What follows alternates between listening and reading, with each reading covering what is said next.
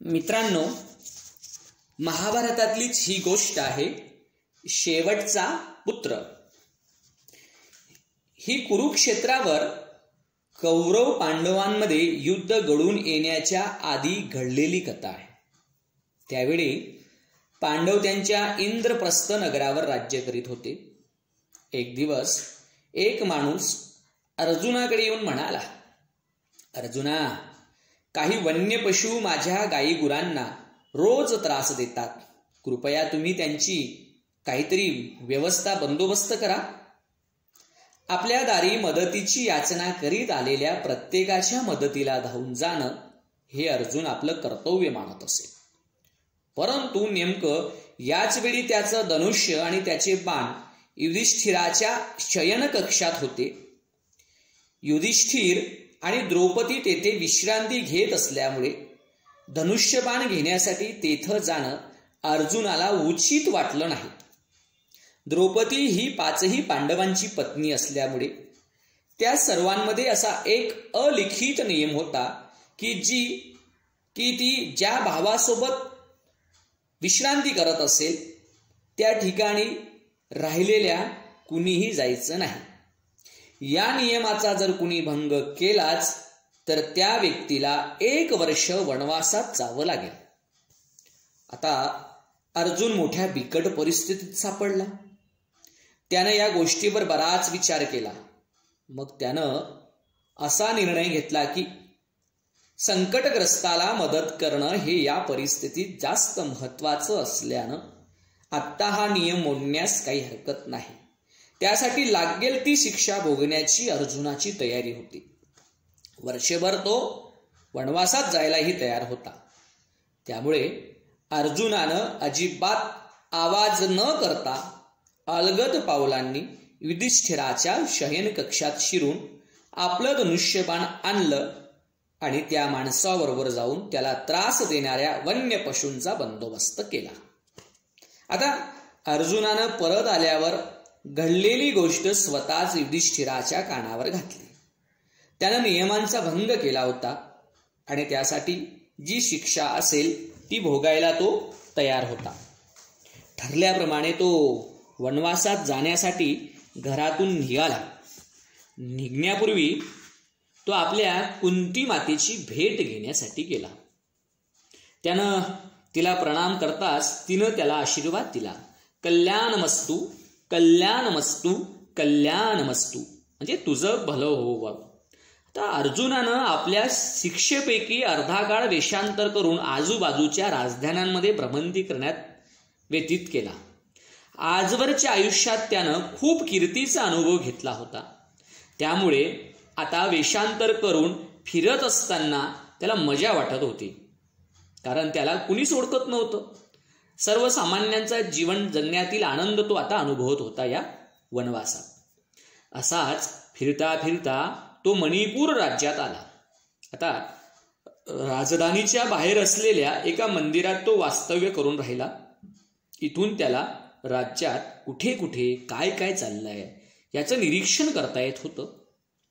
इथे एक विस्मयकारक गोष्ट त्यानं पाहिली। राजदरबारातील सर्व अधिकाराची पद स्त्रिया भूषवत होत्या। मणिपूरचा राजा चित्रभान याला एक अत्यंत सुंदर कन्या होती। तिचं नाव चित्रांगदा। ती स्वतः युद्धविद्येत निपुण होती। एकदा वेषांतर केलेला देखणा अर्जुन राजकन्या चित्रांगदेच्या दृष्टीस पडला। त्याला बघता क्षणीच ती त्याच्या प्रेमात पडली। राजा चित्रभानानं अर्जुनाला आपल्या कन्येशी विवाह करण्याची विनंती केली, पण अर्जुनानं ती अमान्य केली। तो म्हणाला, मला इंद्रप्रस्थाला जायचं आहे। अर्जुनानं त्यांना खरं काय ते सांगून टाकलं। मणिपूर नगरी मला कितीही प्रिय असली तरीही मला इथे कायमचं राहता येणार नाही। परंतु राजा चित्रभानानं आपला हट्ट सोडला नाही आणि तो म्हणाला, तरीही तू माझ्या मुलीशी विवाह करावा अशीच माझी इच्छा आहे। त्यानंतर तुला जेव्हा इथून जावंसं वाटेल तेव्हा तू जाऊ शकतोस, परंतु माझी मुलगी चित्रांगदा काही तुझ्याबरोबर येऊ शकणार नाही. तिला इथेच राहावं लागेल.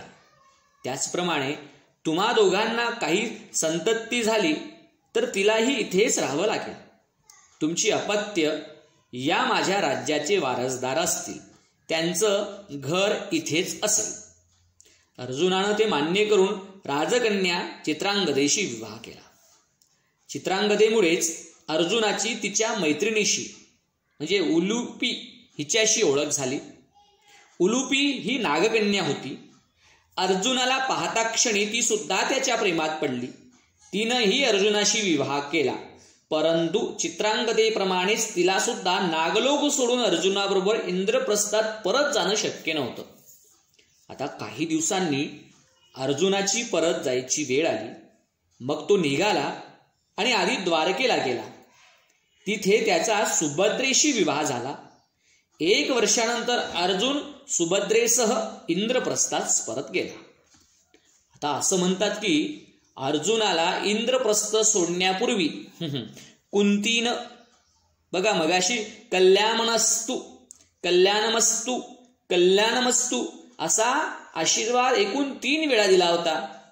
याचं कारण तो घरातून निघून घरी परत येण्याच्या कालावधीत त्याचे 3 विवाह होणार होते की काय, म्हणूनच कुंती मातेच्या तोंडातून हे शब्द उमटले. यानंतरची गंमत बघा.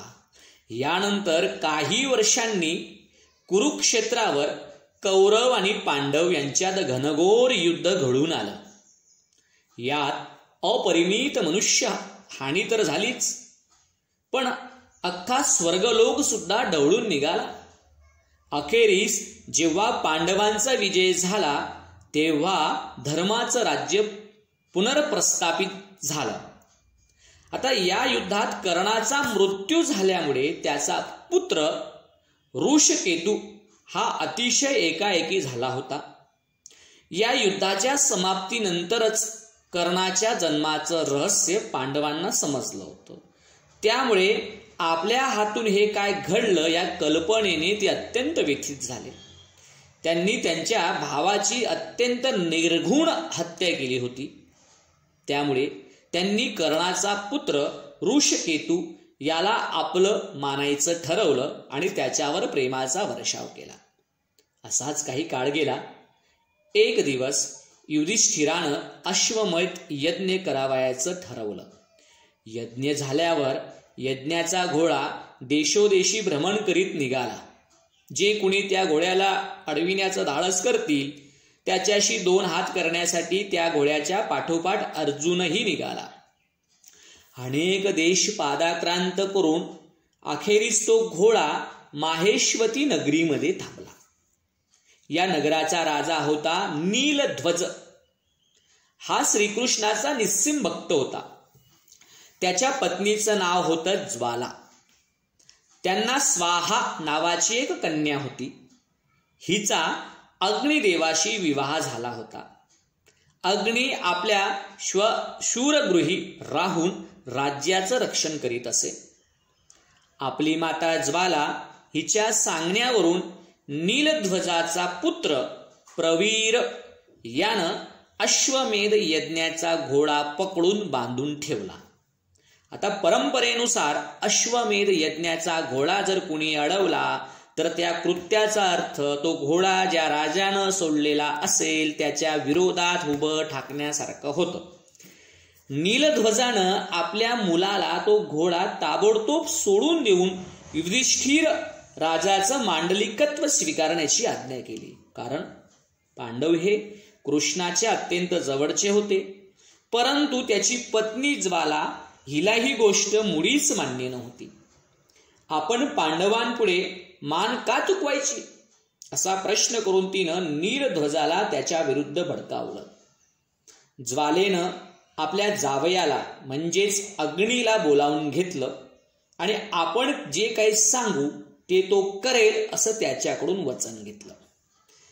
त्यानं तिला तसं वचन दिल्यावरती म्हणाली, आता ऐक, तू अर्जुनाची संपूर्ण सेना आणि त्यांच्या छावण्या जाळून खाक कर. लवकरच त्यांच्यात आणि आपल्यात लढाई होणार असून त्यात आपलाच विजय झाला पाहिजे. आता तिचं बोलणं ऐकून अग्नीला धक्काच बसला. तो म्हणाला, माते, कृपा करून मला हे असं काही करायला सांगू नकोस. अर्जुन हा कृष्णाला अत्यंत प्रिय आहे, हे सर्वांनाच माहीत आहे. आपण हे असं काही करणं अन्यायकारक आहे. ज्वाला काहीच ऐकायला तयार नव्हती. तिचा हट्ट कायम होता. अखेर अग्नीनं नाईलाजानं अर्जुनाच्या सेनेची, त्यांच्या छावण्यांची राख रांगोळी करण्यास सुरुवात केली. मग या पसरत चाललेल्या आगीचा प्रतिकार करण्यासाठी अर्जुनानं पर्जन्यास्त्राचा वापर करायला हवा असा त्यांनी सर्वांनी त्याला सल्ला दिलाय. एकदा हे अस्त्र त्यानं सोडलं असतं की सगळीकडे पाणलोट आले असते, परंतु अर्जुनानं तसं केलं नाही. अग्निदेवानं खांडववनाचा कसा घास घेतला होता, त्याची भूक किती मोठी होती याची अर्जुनाला पूर्ण कल्पना होती. त्यामुळे त्यानं अग्निदेवाची आराधना सुरू केली. अग्नीनं हा संहार थांबवावा म्हणून अर्जुनानं त्याची करुणा भागली.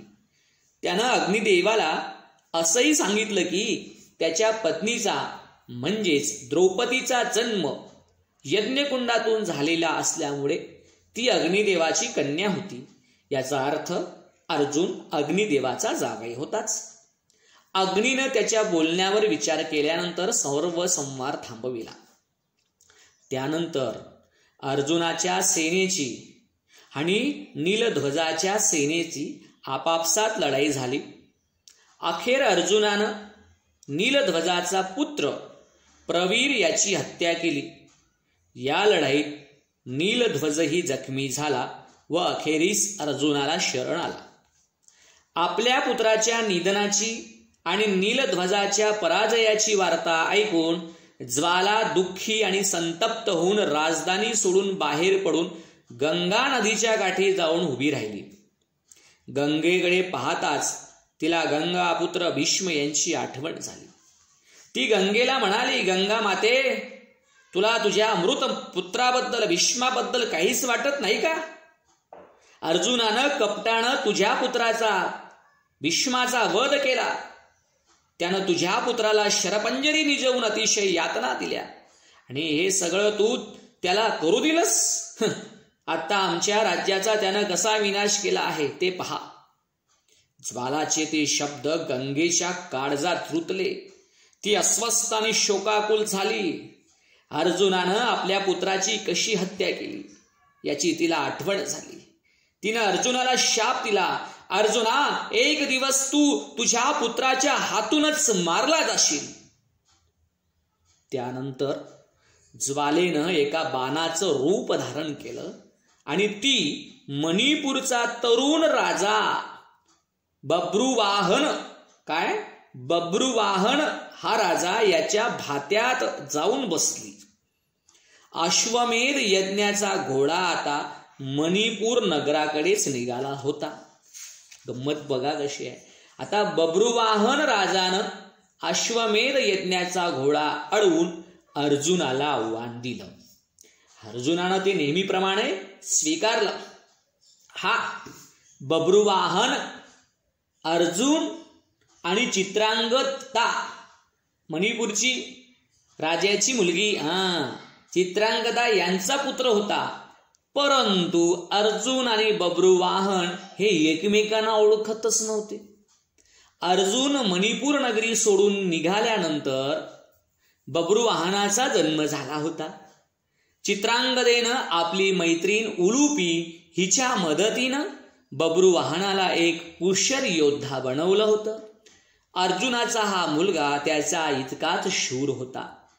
इकडे अर्जुन मणिपूर नगरात आलेला आहे हे चित्रांगदेला कळताच तिनं बब्रुवाहनाला त्याच्या जन्माचं रहस्य सांगितलं. अर्जुन हे आपले पिता असल्याचं समजताच बब्रुवाहनाचा आनंद गगनात मावेना. तो मेवा, मिठाई आणि भेटवस्तू घेऊन आपल्या वडिलांच्या स्वागतासाठी गेला. आपण अर्जुनाचे पुत्र असल्याचं त्यानं अर्जुनाला सांगितलं, पण अर्जुनाचा त्याच्यावर विश्वास बसला नाही. तो बब्रुवाहनास भ्याड समजला. तो म्हणाला, अरे तू तर रणांगण सोडून पळून चालला आहेस, तू भेकळ आहेस. मी कोण आहे हे तुला आता नीट कळून चुकलं आहे. माझ्याशी 2 हात करण्याची तुझी पात्रताच नाही, ही तर चक्क शरणागती आहे. नाही तात, कृपया माझ्यावर विश्वास ठेवा. माझी माता चित्रांगदा हिनं मला तुमच्याविषयी सर्व काही सांगितलं आहे. आज आपण एकमेकांना प्रथमच भेटत आहोत. मी तुमच्यासाठी या ज्या भेटवस्तू आणल्या आहेत त्याचा माझ्या प्रेमाचं प्रतीक म्हणून तुम्ही स्वीकार करा. तुमची जर इच्छाच असेल तर मी तुमच्याशी लढायला तयार आहे. मी जर खरंच तुमचा मुलगा असेल तर मी तुम्हाला नक्कीच हरवेन. त्याच क्षणी चित्रांगदा सुद्धा त्या ठिकाणी येऊन पोहोचली, परंतु अर्जुनानं तिला ओळखलं नाही. अर्जुनाकडून आपल्या मातेचा असा अपमान झालेला बब्रुवाहनाला मुळीच सहन झाला नाही. तो संतप्त झाला. तुम्ही कशा प्रकारचे पती आहात? ठीक आहे, तुम्हाला माझ्याशी लढाई करायची इच्छाच आहे ना, मग आपण एकमेकांशी लढू. पिता आणि पुत्र एकमेकांशी लढणार ही कल्पना चित्रांगदेला फार असह्य वाटली. माते, बब्रुवाहन चित्रांगदेला म्हणाला, तू ही युद्धविद्येत निपुण आहेस, साहसी आहेस, ये आणि माझ्या बाजूने लढ. मी तुझी आई बनण्यापूर्वी अर्जुनाची पत्नी झाली. मी तुझ्या वडिलांशीच एकनिष्ठ आहे. चित्रांगदा म्हणाली. ती अर्जुनापाशी गेली आणि त्यांच्या संमतीशिवायच तिने त्यांच्या रथाचं सारथ्य करण्यास सुरुवात केली. बब्रुवाहनाला आता काय करावं तेच कळेना. तो एक आज्ञाधारक पुत्र होता आणि उत्तम शासन करता होता, पण त्याच्या नशिबानं आज हा काय खेळ मांडला होता. त्याचे स्वतःचे आईवडीलच त्याच्या विरुद्ध युद्धास उभे ठाकले होते. त्यावेळी नागकन्या उलूपी त्याच्या मदतीला धावून आली. तू केवळ माझा विद्यार्थीच नाहीस, तर माझं तुझ्यावर निरतिशय प्रेम आहे. माझ्या मते ज्या स्त्रीचा पती तिला ओळख सुद्धा देत नाही, ओळखू सुद्धा शकत नाही, जो पती आपल्या पत्नीला विसरून गेला आहे, अशा पतीपेक्षा त्या स्त्रीचा पुत्रच तिच्या दृष्टीने महत्वाचा असला पाहिजे. त्यामुळे मी तरी या युद्धात माझ्या पुत्राचाच पक्ष घेणार. असं बोलून उलूपीनं बब्रुवाहनाच्या रथाचं सारथ्य करण्यास सुरुवात केली. पिता आणि पुत्र यांच्यात घनघोर युद्ध लढाई सुरू झाली. काही वेळातच अर्जुनाला एक गोष्ट कळून चुकली. बब्रुवाहन युद्धात अर्जुनापेक्षा कितीतरी जास्त कुशल होता. अखेर बब्रुवाहनानं आपल्या भात्यातून तो खास बाण काढला. तो बाण म्हणजे खरं तर बाणाचं रूप धारण केलेली ज्वालाच होती. त्या बाणानं अर्जुनाचा वेध घेतला. तो तिथल्या तिथे मृत्युमुखी पडला. त्याच्या पुत्राच्या हातूनच त्याला म्हणजे अर्जुनाला मरण आलं. चित्रांगदा शोकाकुल झाली. ती बब्रुवाहनाला म्हणाली, बब्रुवाहना, तू तुझ्या स्वतःच्या पित्याचीच हत्या का केलीस? त्यांच्याकडून चूक घडली असेलही, पण तरी ते तुझे पिताच होते ना, तुझे जन्मदाते होते ना. तुझ्यामुळेच उलूपीच्या आणि माझ्या नशिबी आज वैधव्य आलं आहे. उलूपी शांत होती. अजूनही सगळं काही संपलेलं नाही ही तिला मनातून जाणीव झाली. तिनं अर्जुनाला पाण्याखाली असलेल्या नागलोकात नेलं. त्याच्या शरीरात भिनलेलं सगळं विष काढून टाकलं आणि त्याला पुन्हा जिवंत केलं. अर्जुनानं डोळे उघडल्यावर गतकाळातील सर्व स्मृती सुद्धा त्याच्या मनात आता जागृत झाल्या. त्यानं बब्रुवाहनाचा पुत्र म्हणून स्वीकार केला. त्यामुळे गंगा मातेची शापवाणी सुद्धा सफल झाली. अशी होती ही कथा. धन्यवाद.